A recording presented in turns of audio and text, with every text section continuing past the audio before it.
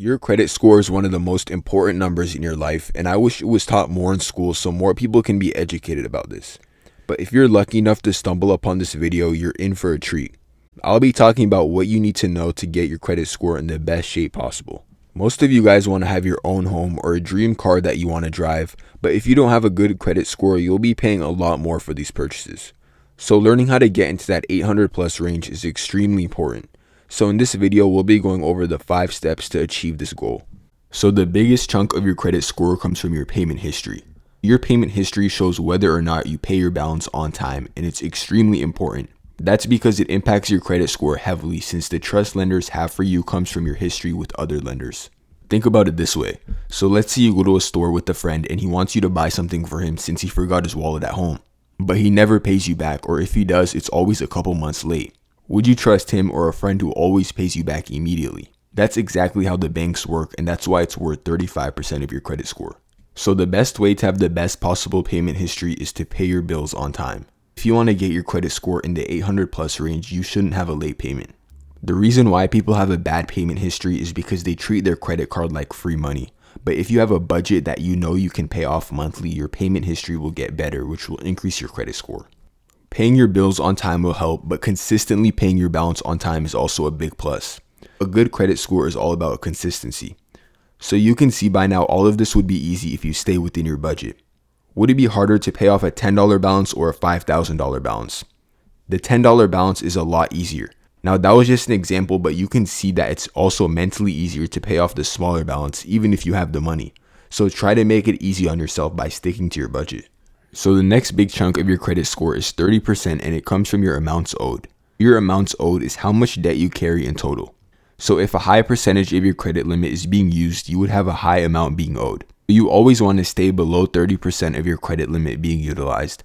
But if you're watching this video, you probably want to get an 800 credit score.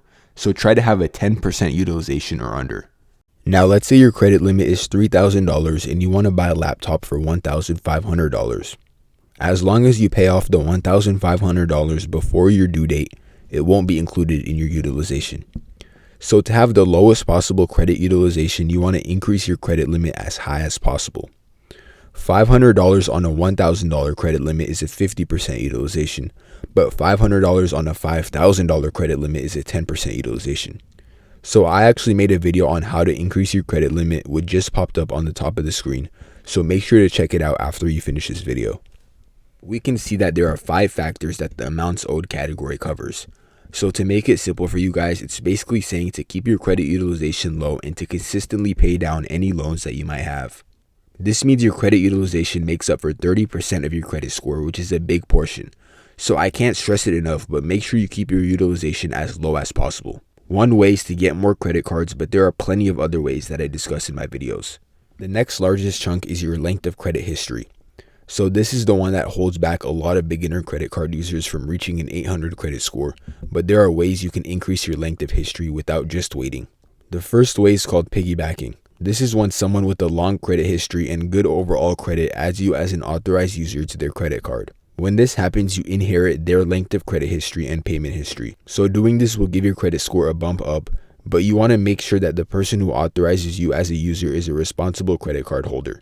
Another mistake I see a lot of people do, which hurts their credit history length, is closing a no annual fee credit card. Try to never close your first couple of credit cards, especially if they have no annual fee.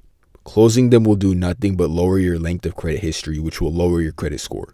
That's why I recommend people to get a no annual fee card for their first couple of cards. If you do get a card with an annual fee, which you probably will, try to make sure it's worth it so you can be in a position to never have to close it.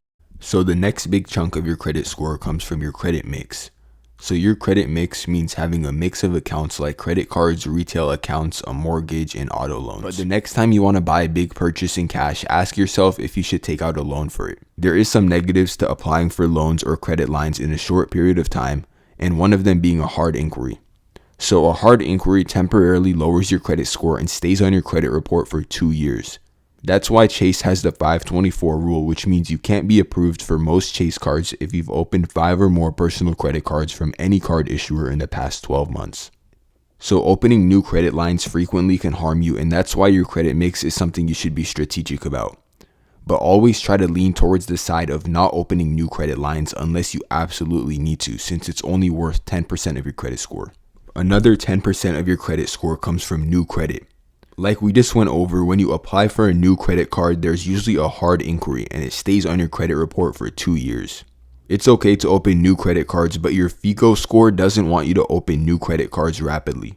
The reason why getting new credit cards rapidly decreases your credit score is because your length of credit history will decrease. If you opened a credit card 2 years ago and another one 4 years ago, your average length of credit history is 3 years. But if you then open another credit card less than a year ago, your length of credit history will be closer to 2 years. Or what's better, a length of credit history of 3 years or 2 years? It would be 3 years since it's a longer credit history. So to make everything short and clear for you guys, if you want to get an 800 plus credit score, it starts by paying every bill on time. This can be your student loan, your auto loan, credit card balance, or anything you owe. This all starts by creating a budget and sticking to it. So if you're the type of person that can't stick to a budget even without a credit card, I wouldn't recommend getting a credit card, since it will hurt you even more. Next, you want to keep your credit card utilization as low as possible. You can do this by paying off big purchases before the amount due date, so it's not reported as a part of your utilization. Doing both of these things consistently is what gets you a high credit score. Someone who has an 800 credit score doesn't have any tricks or secrets. They've just been doing these things consistently for years. So there's really no difference between someone with a 750 and an 820 credit score. The only difference is time. I hope you enjoyed this video, and don't forget to watch my other videos on my channel on the best credit cards you can get with that 800 credit score. Because once you get a high credit score, you can use that to travel around the world for free and you can get the best features. So thank you guys for watching, and I'll see you in the next video.